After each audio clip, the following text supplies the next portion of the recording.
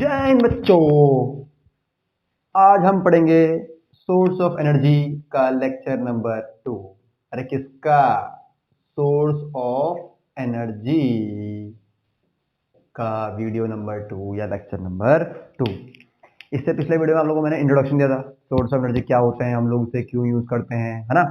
तो आज हम इस चैप्टर का सबसे बेसिक जो सोर्स ऑफ एनर्जी है वहां से स्टार्ट करेंगे।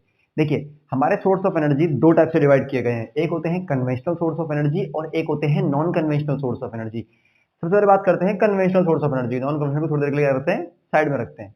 जो हमारे कन्वेंशनल सोर्स ऑफ एनर्जी होते हैं वो सोर्स होते हैं जिन्हें हम काफी लंबे समय से यूज करते हुए आ रहे हैं, नेचुरली अकरिंग होते हैं, नॉन रिन्यूएबल होते हैं, सिर्फ हाइड्रो पावर प्लांट को छोड़ के, ठीक है।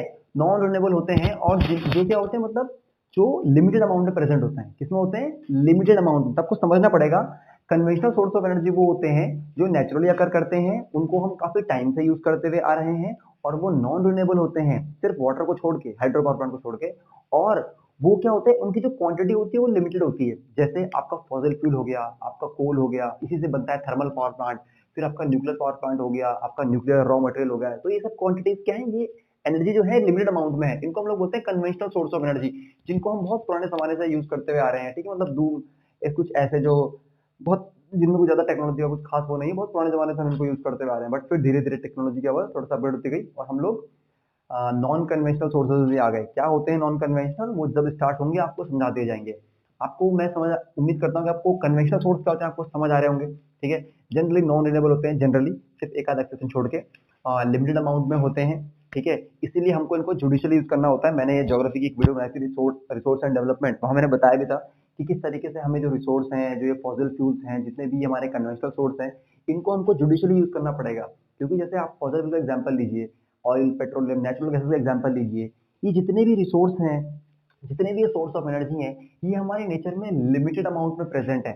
और अगर हम इनको बहुत स्पीड से अभी यूज करना स्टार्ट कर देंगे, और जिनका रेट ऑफ फॉर्मेशन है, और अगर वो स्लो हुआ, तो एक टाइम ऐसा आएगा कि ये जो सोर्स ऑफ एनर्जी है ये ड्रेन अप हो जाएंगे, ये पूरी तरह से खत्म हो जाएंगे। सही बात है कि नहीं बात है? तो इसमें ह्यूमन एक्टिविटीज ने इन सोर्सेज ऑफ एनर्जी का जो कंजप्शन है उसको काफी ज्यादा, मतलब क्या किया है, रेवोल्यूनाइज हो गया, एक तरह से रेवोल्यूनाइज हो गया। मतलब समझ रहे हो, जो भी वर्ड है खतरनाक सा वर्ड है, रेवोल्यूशन, रेवे, छोड़ो यार मैं नहीं बोला, बड़ा अजीब सा वर्ड है, ठीक है। जैसे देखो ना, धीरे धीरे अब देखो कोल है, ठीक है। कोल, नॉर्मली अगर हम कोल को देखें तो कोल इंडिया के अंदर पूरी इंडस्ट्रीज चलाता है, ठीक है। और कोल की वजह से इतनी इंडस्ट्रीज को पावर मिलती है, और इंडस्ट्रियलाइजेशन होने की वजह से क्या हुआ, हमारी एनर्जी की डिमांड और बढ़ गई, ठीक है। वो तो अभी कोविड-19 के आउटब्रेक के चक्कर में वर्ल्ड ऑलमोस्ट रुका हुआ है, तो एनर्जी की डिमांड, मैं उम्मीद करता हूँ, मतलब ऑलमोस्ट पिछले 15 से 20 साल में एनर्जी की डिमांड इस टाइम पे कोविड-19 के आउटब्रेक की वजह से सबसे कम हो गई है, ठीक है। यूएस के अंदर जो क्रूड ऑयल होता है उसकी तो कॉस्ट भाई हिस्टोरिकली, इतनी हिस्टोरिकल में हिस्ट्री में कभी डाउन नहीं है जितनी हिस्टोरिकली अभी इसकी कॉस्ट डाउन हो गई है, बहुत ज़्यादा कॉस्ट डाउन हो गई है। हाँ, गवर्नमेंट अभी भी कॉस्ट हमारे यहाँ डाउन नहीं कर रही, उल्टा उसको बढ़ा रही है, ठीक है। क्योंकि पैसा भी नहीं है गवर्नमेंट के पास, तो वहाँ से उनको टैक्सेस भी मिलते हैं बहुत सारे, तो वो उसको भी कम नहीं कर सकते अभी के लिए, ठीक है। आप समझ रहे हो किस तरह से एनर्जी की रिक्वायरमेंट है पूरे के पूरे वर्ल्ड में। तो उसी तरीके से हम स्टार्ट करेंगे हमारा नॉन कन्वेंशनल सोर्स का सबसे पहला सोर्स, ठीक है। इसमें बेसिकली मुझे फॉसिल फ्यूल प्लांट चाहिए था, बट फॉसिल फ्यूल में इसके बाद दूंगा। तो आज हम स्टार्ट करेंगे थर्मल पावर प्लांट। क्या पढ़ेंगे आज हम? Thermal power plant. आज हम पढ़ेंगे थर्मल पावर प्लांट, ठीक है। अब जरा अगर आपको इसका डायग्राम समझ आ गया, आपको अगर आपका स्ट्रक्चर समझ आ गया, किस तरह से वर्क कर रहा है, तो आप इसके एडवांटेज और डिसएडवांटेज खुद से एनालाइज कर सकते हो, ठीक है। इस इस जो मैं यहाँ पर सेटअप बनाऊंगा, इस सेटअप के अंदर कुछ एक दो डिवाइसेस यूज होंगे जो मैं आप लोगों को समझाऊंगा, और उसमें से एक होगा जनरेटर या फिर डायनामो। वो आप लोग आगे जब आप मैग्नेटिज्म वाला चैप्टर पढ़ोगे उसमें आप उसको बहुत डिटेल से पढ़ोगे, किस तरह से जनरेटर काम करता है। अभी मैं आज उसको यहाँ पर आपको सिर्फ उसका एक यूज दिखाऊंगा। तो आज हम पढ़ेंगे थर्मल पावर प्लांट। देखो यार, वर्ड थर्मल, थर्मल मतलब हीट, हीट एनर्जी, कुछ इस तरह की चीजें। तो बस कुछ यहीं से इसकी वर्किंग स्टार्ट होती है। देखिए होता क्या है मैं समझाता हूँ। सबसे पहले हमारे पास, देखो ड्राइंग मेरी इतनी अच्छी नहीं है, ठीक है, तुम समझने की कोशिश करना भाई। सबसे पहले हमारे पास एक चेंबर होता है, ठीक है।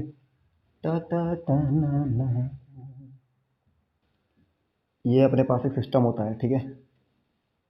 इसमें क्या होता है, वाटर भरा हुआ होता है,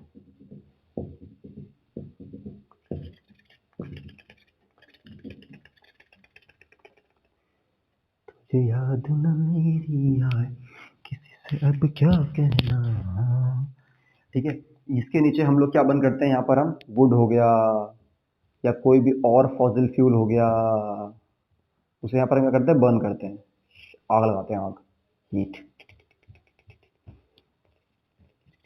हीट। ठीक है, अब क्या होता है, सोचो, जैसे आप नीचे से हीट करोगे, बोलो यार, जैसे आप नीचे से हीट करोगे, वहां पर आग लगाओगे, किसी के नीचे आग लगाओगे, तो ये पानी गर्म होगा, जैसे जैसे गर्म होगा ये स्टीम बनना स्टार्ट होगा। हम लोग क्या करते हैं, हम लोग इस स्टीम को ना इतना मतलब बहुत वाइड या फिर बहुत चौड़ा सा आउटलेट नहीं देते, हम लोग उसको पतला सा आउटलेट देते हैं। मैं आपको उसका रीजन आपको समझ आएगा, हम उसको पतला सा आउटलेट देते हैं। हम लोग क्या करते हैं, यहाँ पर से एक छोटा सा आउटलेट खोलते हैं स्ट्रीम का, और कुछ इस तरह से उसको हम लेके चले जाते हैं इधर, बहुत नैरो सा आउटलेट। ठीक है, और आगे जाके जो आउटलेट होता है ये एक सिस्टम पे लगता है, और उस सिस्टम को हम लोग बोलते हैं टरबाइन। क्या बोलते हैं उसको हम लोग, टरबाइन। ठीक है, ड्राइंग मेरी इतनी अच्छी नहीं, जो मैं नोट्स भेजूंगा उसमें बच्चे ने बड़ा सफाई से बनाया हुआ है, ठीक है, तो टेंशन लेने की जरूरत नहीं है। तो हमारा एक सिस्टम होता है, इसको हम बोलते हैं टरबाइन। क्या बोलते हैं, टरबाइन। यार एक बात बताओ, जैसे आप इसको यहाँ से हीट करोगे, ये धीरे धीरे पानी गर्म हो गर्म हो गर्म हो गर्म होगा। अगर मैं यहाँ पर बहुत मोटा सा आउटलेट देता तो सारी सारी स्टीम आराम से निकलती, लेकिन मैंने यहाँ पर एक बहुत पतला आउटलेट दिया है, मैंने नैरो आउटलेट दिया है, तो उसकी वजह से जैसे ही पानी गर्म होगा तो स्ट्रीम जो निकलेगी बहुत ही प्रेशर से निकलेगी। अरे यार, जब पानी डालते हो अपने गार्डन में, तो जब आप पाइप का मुझे पूरा खोल देते हो तो पानी आराम से निकलता है, लेकिन जब आप उसको प्रेस करते हो, आगे से मुंह पतला करते हो, तो पानी क्या होता है, पानी की धार दूर तक जाती है। तो आप जब ज़्यादा उसको बिल्कुल नैरो कर दोगे, पतला कर दोगे, तो उसका प्रेशर क्या हो जाएगा, ज़्यादा बन जाएगा। ठीक है, और स्ट्रीम बहुत तेज जाएगी। ठीक है, पानी की स्ट्रीम, तो यहाँ पर तो स्टीम है, स्टीम, STEAM, भाप। ठीक है, तो देखेंगे यहाँ से जो स्टीम जाएगी वो बहुत ही हाई स्पीड से इस तरफ ट्रेवल करेगी। ठीक है, इसको बोलते हैं हाई प्रेशर स्टीम। क्या बोलते हैं इसको, हाई प्रेशर स्टीम। आप लोग समझ पा रहे हो ना, जितना आउटलेट पतला होगा उतनी चीज प्रेशर से निकलेगी। ठीक है, तो हाई प्रेशर स्टीम, तो जैसे ये हाई प्रेशर स्टीम इस टरबाइन में पड़ेगी, तो टरबाइन घूमना स्टार्ट होगा, घूमेगा। हमने इस टरबाइन को एक अरेंजमेंट पर कनेक्ट किया होता है आगे, उसको बोलते हैं शाफ्ट। क्या बोलते हैं, शाफ्ट। और ये शाफ्ट पता है किसका होता है, ये एक डिवाइस का होता है, ये होता है शाफ्ट, SAFT, शाफ्ट स्ट्रक्चर होता है। जैसे आपकी टरबाइन घूमेगी, जैसे मान लो मेरी आगे टरबाइन थी, टरबाइन घूमी, टरबाइन में मैंने एक शाफ्ट बांध दिया पीछे से ऐसे करके, अब ये शाफ्ट भी घूमेगा, ऐसे ऐसे ऐसे ऐसे, आगे टरबाइन घूम रही है, इधर शाफ्ट घूम रहा है। जैसे ये शाफ्ट घूमेगा, ठीक है, ये शाफ्ट करंट होता है अंदर से डायनामो पे, डाय डाय डायनामो, चलिए देखना, ये डायनामो पे करंट होता है, डायनामो को ही प्यार से बोलते हैं जनरेटर। क्या बोलते हैं इसको, जनरेटर। अभी के लिए आप डायनामो का पर्पस समझो। डायनामो यानी कि जनरेटर एक ऐसा डिवाइस है जो मैकेनिकल एनर्जी को इलेक्ट्रिकल एनर्जी में कन्वर्ट करता है। इसकी वर्किंग वर्किंग अभी सब छोड़िए, वो मैकेनिज्म पढ़ेंगे। आप सभी के घर के आसपास कभी ना कभी शादी वादी हुई हो, इसमें लाइट गई हो, कोई फंक्शन हुआ हो, जनरेटर आता है, वो डील पक पक पक पक पक करके आवाज करता है वो। ठीक है, अब तो इलेक्ट्रिसिटी वाले आ गए हैं। ठीक है, तो क्या करते हैं, फट फट फट फट फट करके आवाज करता है ना वो, तो क्या करते हैं, देखो उसको पहले ऐसे घुमाते हैं। ठीक है, फिर उसमें डीजल से उसको क्या देते हैं, वो मैकेनिकल एनर्जी देते हैं, शाफ्ट घुमाते हैं जनरेटर का बहुत तेज तेज। तो जब जनरेटर को हमने कौन सी एनर्जी दी, मैकेनिकल, उसने हमें क्या बना के दी, इलेक्ट्रिकल एनर्जी। तो जनरेटर अपनी लाइफ में याद रख लो, जनरेटर अभी के लिए, जनरेटर एक ऐसा डिवाइस है जिसको हम मैकेनिकल एनर्जी देते हैं, यानी कि हम उसका शाफ्ट घुमाते हैं तो वो हमें कौन सी एनर्जी देगा, इलेक्ट्रिकल एनर्जी देगा। सही बात है कि नहीं बात है। तो आप मुझे एक बात बताओ, आपने यहाँ से पानी गर्म किया, ठीक है, यहाँ से स्टीम बनी, स्टीम बनी, टरबाइन घूमी, टरबाइन ने शाफ्ट को घुमाया, शाफ्ट का मतलब जनरेटर को कौन सी एनर्जी मिल गई, जनरेटर को कौन सी एनर्जी मिल गई, बोलो यार, जनरेटर को मैकेनिकल एनर्जी मिल गई। अब जनरेटर को जब मैकेनिकल एनर्जी मिल गई, तो क्या वो आपको आगे इलेक्ट्रिकल आउटपुट नहीं देगा, बोलो यार, देगा ना। तो क्या वो आपको आगे इलेक्ट्रिकल एनर्जी की फॉर्म में आउटपुट नहीं देगा, देगा। तो बस यही तो काम है, आप लोग समझने की कोशिश कीजिए। यही आपका थर्मल पावर प्लांट है। मैंने क्या किया, मैंने हीट एनर्जी ली, और हीट एनर्जी को मैंने पहले स्टीम के अंदर काइनेटिक एनर्जी बनाया, देखो velocity, pressure, pressure energy, kinetic energy बनाया। फिर मैंने उसको टरबाइन के थ्रू मैकेनिकल एनर्जी में कन्वर्ट किया, और मैंने फिर उस मैकेनिकल एनर्जी को किसमें कन्वर्ट किया, इलेक्ट्रिकल एनर्जी में। तो ध्यान से देखिए, इस पूरे के पूरे सिस्टम के अंदर कहीं पर भी एनर्जी अपने आप से क्रिएट नहीं हुई, जो कंजर्वेशन प्रिंसिपल है। Energy can only be transform from one form to another form. जो energy fossil fuel, coal, wood उनके अंदर थी, जलाने के बाद उन्होंने वाटर को दी, वाटर के अंदर स्टीम बनी, स्टीम ट्रेवल हुई हाई प्रेशर से, वो प्रेशर एनर्जी काइनेटिक एनर्जी बनी, उसके बाद टरबाइन ने उसको मैकेनिकल एनर्जी बनाया और जनरेटर ने मैकेनिकल को पकड़ के क्या बना दिया, इलेक्ट्रिकल एनर्जी बना दिया। हाँ, इसमें एक सिस्टम और अटैच करना बाकी रह गया है, वो बिल्कुल प्रैक्टिकल यूज के लिए है, वरना आपको बार बार यहाँ पर जो पानी है वो डालते रहना पड़ेगा। आप जब आप पानी को गर्म करोगे तो पानी उड़ता नहीं जाएगा स्टीम की फॉर्म में, तो आपको बहुत ज्यादा पानी डालना पड़ेगा। तो क्या होता है, थर्मल पावर प्लांट के अंदर वाटर की रिक्वायरमेंट काफी ज्यादा होती है, उससे बचने के लिए एक जुगाड़ होता है। जैसे यहाँ पर स्टीम आई, टरबाइन क्या करेगी, जब टरबाइन घूमेगी तो स्टीम कूल हो जाएगी, तो ये स्टीम कूल होकर कंडेंस होगी, कंडेंस होकर दोबारा वाटर बनेगी, तो हम इसको दोबारा क्या कर सकते हैं, पानी को हम दोबारा इसी चेम्बर में वापस डाल सकते हैं।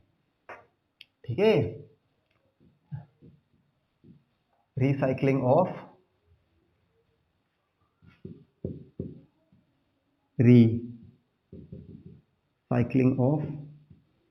वाटर, कंडेंस होके या कूल्ड होके।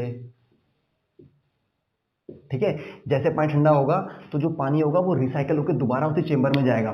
तो हाँ, कुछ पानी कम हो जाएगा, होता रहेगा टाइम के साथ, बट अब काफी फर्क पड़ जाएगा। मतलब पहले अगर आप ये नहीं करते ना रिसाइकलिंग, तो पानी बहुत जल्दी खत्म होता। अब कुछ कुछ बेनिफिट तो होगा आपको इसका। हाँ, वाटर आपको डालता रहना पड़ेगा। तो आप लोग देख रहे हैं थर्मल पावर प्लांट किस तरह से काम कर रहा है। अब क्यों इसे थर्मल पावर प्लांट बोलते हैं, क्योंकि इसने क्या किया, चुपचाप इसने हीट एनर्जी को ही कन्वर्ट किया इलेक्ट्रिकल एनर्जी में, यानी कि इसने थर्मल एनर्जी को कन्वर्ट किया है, इसीलिए इसको बोलते हैं थर्मल पावर प्लांट। ठीक है, आपको इसकी वर्किंग बड़ी जल्दी समझ आएगी। First of all will burn the fossil fuel which will heat up the water and it will create the steam. This high pressure steam will then rotate the turbine which will finally rotate the shaft of a dynamo, and it will convert this mechanical energy into electrical energy. We will also we will also give a connection from a turbine to the water reservoir for recycling of water which is being cooled down. मतलब जो पानी ठंडा हो रहा है उसको दोबारा हम रिसाइकल करके लिए उसको वाटर रिजर्वेयर से कनेक्ट कर देंगे। ये है आपका वाटर रिजर्वेयर। ठीक है, अब देखिए यार, इसमें क्या है, अब हर चीज के अपने एडवांटेज और अपने डिसएडवांटेज होते हैं। पहले बात करते हैं इसके एडवांटेजेस की। इसका एडवांटेज ये है सबसे पहला कि यार एक बात बताओ, मान लो इसने इलेक्ट्रिकल एनर्जी बनाई, अब ये इलेक्ट्रिकल एनर्जी आपको कहीं भी ट्रांसपोर्ट करनी है तो आप बड़े इजीली इसको पावर ग्रिड में देंगे। एनटीपीसी ही तो करती है, नेशनल थर्मल पावर कॉर्पोरेशन ही तो करता है पूरा का पूरा, इसी पे तो काम करता है एनटीपीसी। जो बहुत बड़े बड़े सिटीज में इलेक्ट्रिसिटी आ रही है वैसी तो आ रही है, पूरा का पूरा हाइड्रो थोड़ी करता है। अबे हाइड्रो तो बहुत कम करता है, 25% भी नहीं करता है। इंडिया के अंदर ऑलमोस्ट मोर देन 60% जो एनर्जी की रिक्वायरमेंट है वो फॉसिल फ्यूल से ही होती है, कोल जैसे सिस्टम से ही होती है। ठीक है, तो क्या करते हैं, इसका पहला एडवांटेज, सबसे पहला एडवांटेज इसका ये है कि जब एनर्जी बन गई इलेक्ट्रिकल एनर्जी, तो इलेक्ट्रिकल एनर्जी को ट्रांसपोर्ट करना आसान है। जैसे मुझे यहाँ से बिहार भेजनी है एनर्जी, ठीक है, मुझे 1000 जूल एनर्जी भेजनी है यहाँ से बिहार, तो इलेक्ट्रिसिटी की फॉर्म में क्या है, पावर ग्रिड बनाओ, वायर्स के थ्रू भेजो। ठीक है, और एक बार का सेटअप है, एक बार खर्चा है बस, वो हमेशा उसको आप यूज कर सकते हो, कॉस्ट एफिशिएंट है। ठीक है, लेकिन अगर मुझे वही 1000 जूल कोई मुझे बोले भाई लकड़ी लेके जाओ 1000 जूल की यहाँ से बिहार, या फॉसिल फ्यूल लेके जाओ, तो कितना खर्चा है ना। तो इसका मतलब सबसे पहला एडवांटेज तो ये हो गया कि इस फॉर्म में थर्मल पावर प्लांट के थ्रू एनर्जी को ट्रांसपोर्ट करना आसान है। आप लोग फॉसिल फ्यूल कोल की टेंशन मत लीजिए क्योंकि वो तो चल चुका है। दूसरा एडवांटेज इसका ये हो जाता है कि इसी तो बता रहा हूँ, हाँ, इसीलिए जो ये थर्मल पावर प्लांट्स होते हैं जनरली ये वहाँ बनाए जाते हैं जहाँ पर जो ये फॉसिल फ्यूल हो वो इजीली अवेलेबल हो, ताकि ट्रांसपोर्टेशन कॉस्ट बच जाए। ठीक है, ऐसा नहीं है कि कोयला यहाँ निकल रहा है और थर्मल पावर प्लांट आपने साला पता नहीं 100 किलोमीटर दूर लगा रखा है, तो फिर यहाँ से आपको कोयला वहाँ लेके जाना पड़ेगा। जहाँ आपका कोल निकल रहा है, फॉसिल फ्यूल निकल रहे हैं, उसी के आसपास थर्मल पावर प्लांट बनाओ, ताकि वहीं से कोयला जले, वहीं उसकी बिजली बने और वहीं से वो इजीली क्या हो जाए, ट्रांसपोर्ट हो जाए। पहला एडवांटेज ये होगा। दूसरा एडवांटेज ये है, ये जो थर्मल पावर प्लांट है ये हाइड्रो पावर प्लांट के कंपैरिजन में कॉस्ट इसकी कम होती है, स्पेस ये कम मांगता है, इंफ्रास्ट्रक्चर इसको कम चाहिए होता है उसके कंपैरिजन में। ठीक है, और भी इसके एक एडवांटेज है कि मतलब इसके लिए क्या है कि आपको ज़्यादा ना मतलब ज़्यादा खर्चा करने की जरूरत नहीं है, और ज़्यादा इसकी इतनी मेंटेनेंस नहीं है इसकी, जितनी वाटर मतलब हाइड्रो की होती है उतनी इसकी मेंटेनेंस नहीं है। यही इसके बेसिक एडवांटेज है। अब बात करते हैं इसके डिसएडवांटेज की। सबसे तगड़ा इसका डिसएडवांटेज ये है कि जब ये यहाँ से जलता है तो ये इन्वायरमेंट में पॉल्यूशन कॉज करता है, और जब ये इन्वायरमेंट में पॉल्यूशन कॉज करता है तो ये ऐसी बहुत सारी गैसें छोड़ता है जो ग्लोबल वार्मिंग कॉज करती हैं। ठीक है, तो पहला तो ये हो गया कि इट कॉजेज एयर पॉल्यूशन, दूसरा आप ये बोल सकते हो it emits the harmful gases which create global warming. ठीक है, तो ये इसके मेजर डिसएडवांटेज हो गए हैं। और भी बहुत सारे होते हैं, मैंने नोट्स के अंदर कवर किए हैं, बट मेजरली इसके ये हैं। बाकी लोग तो सिर्फ कान पकड़ते घुमा घुमा के, जो मेजर डिसएडवांटेज हैं और एडवांटेज है वो यही है। तो उम्मीद कर रहा हूँ आपको थर्मल पावर प्लांट समझ आ गया होगा, इसे क्यों थर्मल पावर प्लांट बोलते हैं, इसकी वर्किंग क्या है, इसकी डेफिनेशन आपको एकदम मिल जाएगी। ठीक है, थर्मल पावर प्लांट डेफिनेशन एकदम समझ आएगी। The power plant which converts the heat energy generated from fossil fuels और the thermal energy generated from fossil fuel into electrical energy is known as thermal power plant. कितनी easy definition बन गई? I repeat, the power plant which converts thermal energy और heat energy generated from fossil fuels, coals, wood into electrical energy is known as thermal power plant, इसलिए इसको thermal बोलते हैं। ठीक है, इसकी वर्किंग मैंने आपको सिखा दी। वर्किंग के अंदर बिल्कुल वही, यहाँ से आग लगाई, पानी गर्म हुआ, स्टीम बनी, भाप बनी। ये नैरो क्यों दिया है आउटपुट, ये भी आपको समझ आ रहा है, क्योंकि अगर मैं इसको जितना वाइड, जितना मोटा आउटपुट दूंगा ना ये, उतना इसकी प्रेशर अंदर कम बन जाएगा। जितना पतला करूंगा ना उतना प्रेशर ज्यादा बनेगा। ज्यादा पतला भी नहीं कर सकते, ज्यादा पतला कर दूंगा तो इतना प्रेशर बन जाएगा, ये पाइप फट सकता है। तो कंपनसेट करना पड़ता है, इसीलिए पढ़े लिखे लोगों की इंडस्ट्री में जरूरत होती है। ठीक है, अनपढ़ बोलेगा, जो कम नॉलेज होगी, यार हाई प्रेशर तेज घूम रहा है, साले को और पतला कर, बना हाई प्रेशर, वो पाइप भी फट जाएगा वहां से। ठीक है, तो हमेशा कंपनसेट करना पड़ता है हमको। तो उम्मीद कर रहा हूँ आपको ये पूरा का प्रश्न समझ आया होगा, डायनामो आपको समझ आया होगा, जनरेटर आपको मैंने हल्का बहुत अभी अभी के लिए समझा दिया। एक ऐसा डिवाइस है डायनामो जनरेटर, जिसको हम यहाँ से मैकेनिकल एनर्जी देंगे, ऐसे हाथ से घुमाएंगे, हम किसी भी चीज़ से घुमाएंगे, मैकेनिकल एनर्जी देंगे, वो क्या बना के देगा हमको? इलेक्ट्रिकल एनर्जी, उसको बोलते हैं डायनामो। तो आज के लिए थर्मल पावर प्लांट, किसी को कोई दिक्कत, आपको इसके नोट्स आज ही क्या कर दूंगा, फॉरवर्ड कर दूंगा। तब तक के लिए जय हिंद।